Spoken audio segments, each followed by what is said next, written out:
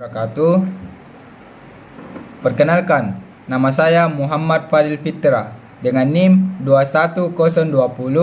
2102015010013. Di sini saya ingin menjelaskan sedikit tentang apa itu konsep tegangan efektif menurut yang saya ketahui.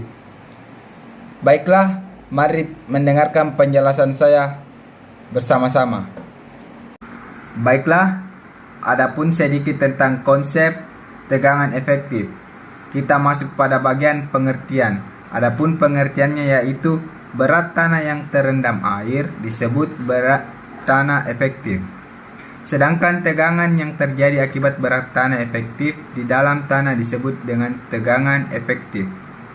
Pada tanah granuler, tanah pasir, dan kerikil dikenal dengan tegangan ingranuler. Tegangan efektif merupakan tegangan yang mempengaruhi kuat geser dan perubahan volume atau penurunan tanah. Tegangan efektif disebut juga dengan tegangan RMS atau yang biasa disebut root mean square dan merupakan tegangan yang diukur dalam alat ukur tegangan atau voltmeter.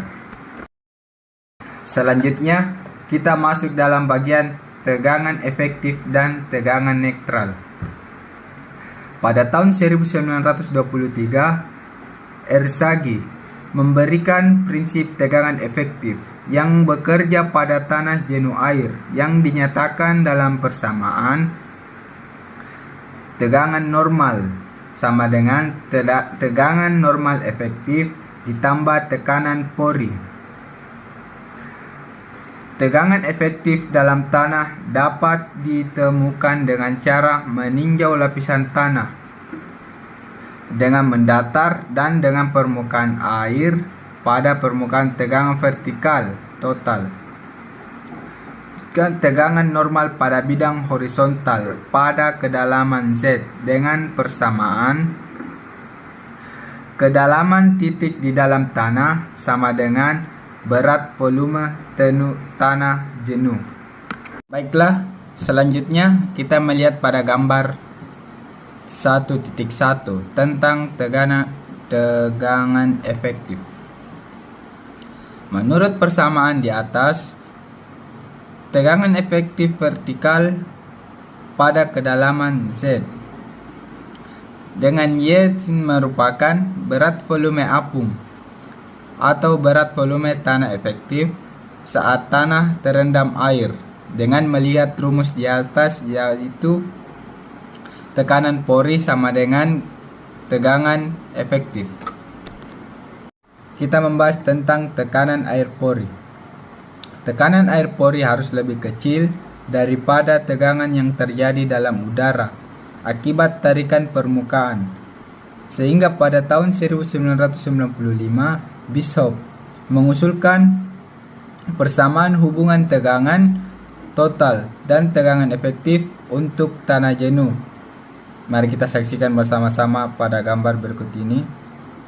Adapun rumusnya yaitu tegangan normal sama dengan tegangan normal efektif ditambah tekanan udara di dalam pori dikurang parameter yang ditentukan secara eksperimental dikali dalam kurung tekanan udara di dalam pori dikurang tekanan air pori. Baiklah, pada materi yang terakhir kita akan membahas tentang tegangan pada tanah jenuh air tanpa rembesan.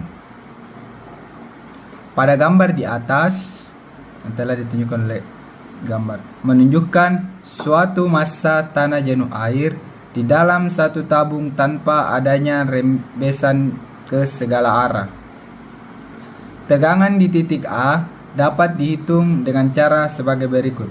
Adapun rumusnya yaitu tegangan normal sama dengan tinggi muka air diukur dari permukaan tanah di dalam bidang dikalikan dengan berat volume air ditambah dalam kurung jarak antara titik A dan muka air dikurangi dengan tinggi muka air diukur dari permukaan tanah di dalam bidang.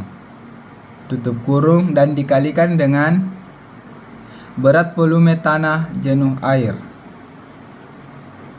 Tegangan total dari persamaan dapat dibedakan menjadi dua, yaitu 1. Bagian yang diterima oleh air di dalam pori yang menerus.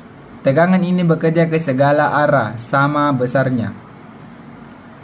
Dan selanjutnya yaitu sisa dari tegangan total dipikul oleh butiran tanah padat pada titik-titik sentuhannya. Itulah tadi beberapa penjelasan singkat dari saya mengenai konsep tegangan efektif. Mungkin hanya itu yang bisa saya sampaikan. Kurang dan lebih mohon dimaafkan. Wabillahi taufiq wal hidayah. Wassalamualaikum warahmatullahi wabarakatuh dan terima kasih.